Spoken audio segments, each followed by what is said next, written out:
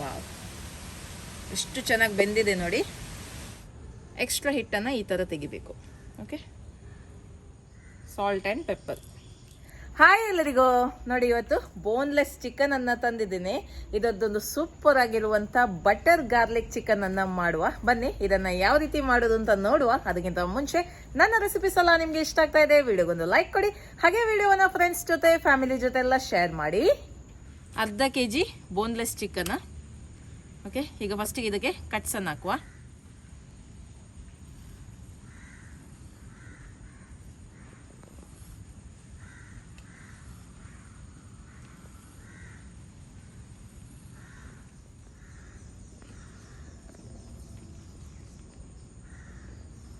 ಈ ಥರ ಕಟ್ಸ್ ಹಾಕಿದ್ದೀನಿ. ಓಕೆ, ಈಗ ಬಟರ್ ಗಾರ್ಲಿಕ್ ಚಿಕನನ್ನು ಮಾಡುವ. ಓಕೆ, ಈಗ ಇದಕ್ಕೆ ಮ್ಯಾರಿನೇಷನನ್ನು ಮಾಡುವ. ಸ್ವಲ್ಪ ಉಪ್ಪು ಹಾಕ್ತಾ ಇದ್ದೀನಿ.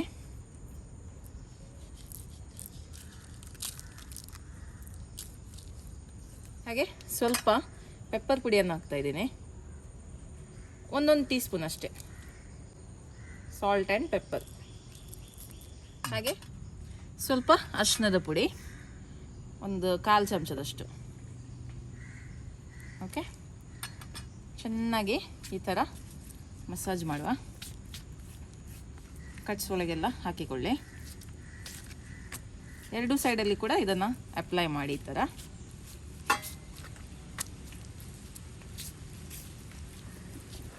ಇದೊಂದು 10 ನಿಮಿಷ ಹೀಗೇನೆ ಇರಲಿ, ಮತ್ತೇನು ಮಾಡೋದು ಅಂತ ನೋಡುವ.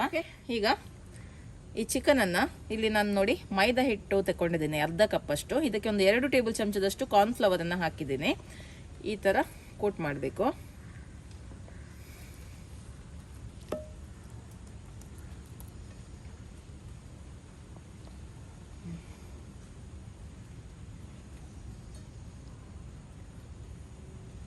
ಜಸ್ಟ್ ಲೈಟಾಗಿ ಕೋಟ್ ಆದರೆ ಸಾಕು, ತುಂಬ ದಪ್ಪ ಕೋಟಿಂಗ್ ಏನು ಬೇಡ.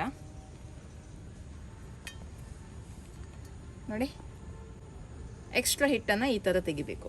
ಓಕೆ, ಈಗ ಇದನ್ನು ಫ್ರೈ ಮಾಡುವ. ಬಟರ್ ಹಾಕ್ತಾ ಇದ್ದೀನಿ, ಬೆಣ್ಣೆ.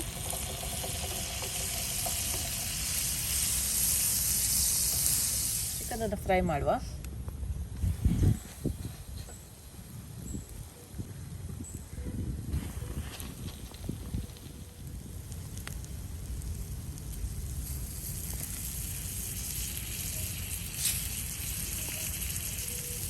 ಮೀಡಿಯಂ ಫ್ಲೇಮಲ್ಲಿ ಇದನ್ನು ಫ್ರೈ ಮಾಡ್ಕೊಳ್ಳಿ ಆಯಿತಾ. ಈಗ ಈ ಥರ ಮಗುಚಿ ಹಾಕ್ತಾ ಇದ್ದೀನಿ. 4 ರಿಂದ 5 ನಿಮಿಷ 2 ಸೈಡಲ್ಲಿ ಈ ಥರ ಫ್ರೈ ಮಾಡಿದರೆ ರೆಡಿ ಆಗುತ್ತೆ.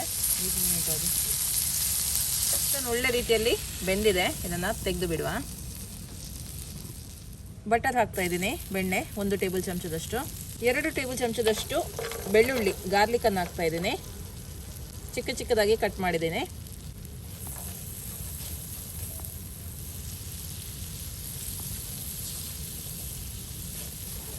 ಈ ಚಿಕನ್ ಇದು ಜ್ಯೂಸಿನೊಟ್ಟಿಗೆ ಒಳ್ಳೆ ರೀತಿಯಲ್ಲಿ ಇದು ಫ್ರೈ ಆಗಲಿ, ಆ ಗಾರ್ಲಿಕ್ ಫ್ಲೇವರ್ ಬರಬೇಕು. ಸ್ವಲ್ಪ ಸ್ಪ್ರಿಂಗ್ ಆನಿಯನ್ಸನ್ನು ಹಾಕ್ತಾ ಇದ್ದೀನಿ. ಹಸಿ ಮೆಣಸಿನ್ಕಾಯಿ ಬೇಕಿದ್ರೆ ನೀವು ಹಾಕಿಕೊಳ್ಳಿ, ಖಾರ ನೋಡ್ಕೊಂಡು ಹಾಕಿದ್ರೆ ಆಯಿತು. ನಾನು ಹಾಕ್ತಾ ಇಲ್ಲ. 1 ಚಮಚದಷ್ಟು ಸೋಯಾ ಸಾಸನ್ನು ಹಾಕ್ತಾ ಇದ್ದೀನಿ.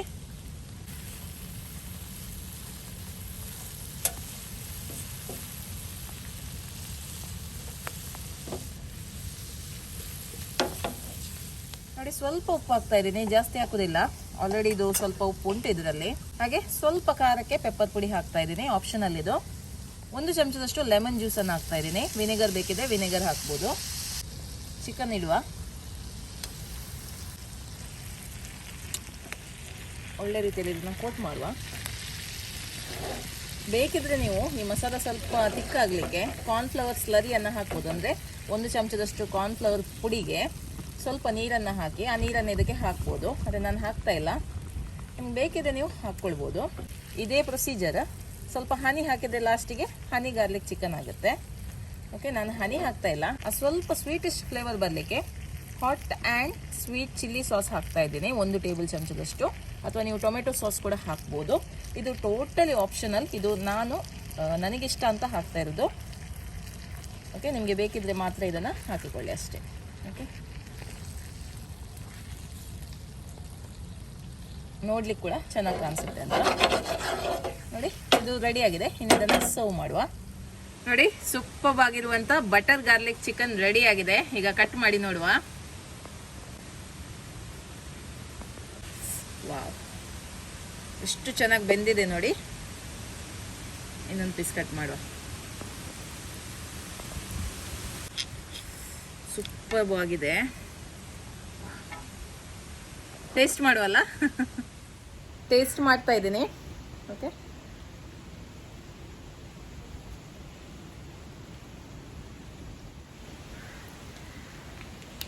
ಅದ್ಭುತ, ಮನೆ ಒಳ್ಳೇದುಂಟು. ನೀವು ನೋಡಿದಲ್ಲ ಎಷ್ಟೊಂದು ಸಾಫ್ಟ್ ಆಗಿದೆ ಚಿಕನ್, ಎಷ್ಟು ಚೆನ್ನಾಗಿ ಬೆಂದಿದೆ ಅಂತ. ಸ್ವಲ್ಪ ಕ್ರಿಸ್ಪಿ ಕೂಡ ಉಂಟು. ಮತ್ತೆ ಮಧ್ಯ ಮಧ್ಯದಲ್ಲಿ ಈ ಬೆಳ್ಳುಳ್ಳಿ ಪೀಸಸ್ ಎಲ್ಲ ಸಿಗ್ತಾ ಉಂಟು. ತುಂಬ ಒಳ್ಳೇದಾಗ್ತದೆ. ಜೊತೆಗೆ ಆ ಸಾಸ್ ಹಾಕಿದೆಲ್ಲ ಒಳ್ಳೆ ಮಿಕ್ಸ್ ಮಾಡಿ ತಿಂದರೆ ಸೂಪರ್ ಆಗುತ್ತೆ. ಒಂದು ಒಳ್ಳೆ ರೆಸಿಪಿ ಇದು, ಈಸಿ ರೆಸಿಪಿ. ಲೈಟ್ ಆಗಿ ಡಿನ್ನರ್ ಮಾಡಲಿಕ್ಕೆ ಮನಸ್ಸಾದರೆ ಖಾಲಿ ಒಂದು ಈ ಥರ ಒಂದು ಬೋನ್ಲೆಸ್ ಪೀಸ್ ತೆಗೆದು ಒಂದು ಸೈಡಲ್ಲಿ ಸ್ವಲ್ಪ ಸಾಲಡ್ ಇಟ್ಟು ತಿಂದರೆ ಒಂದು ಒಳ್ಳೆ ಡಿನ್ನರ್ ಆಗುತ್ತೆ ನಿಮಗೆ. ಓಕೆ, ಖಂಡಿತವಾಗ್ಲೂ ಈ ರೆಸಿಪಿನ ನೀವು ಟ್ರೈ ಮಾಡಿ ಮತ್ತೆ ನಿಮ್ಮ ಅಭಿಪ್ರಾಯವನ್ನು ನನಗೆ ತಿಳಿಸಿ. ಓಕೆ, ಬಾಯ್.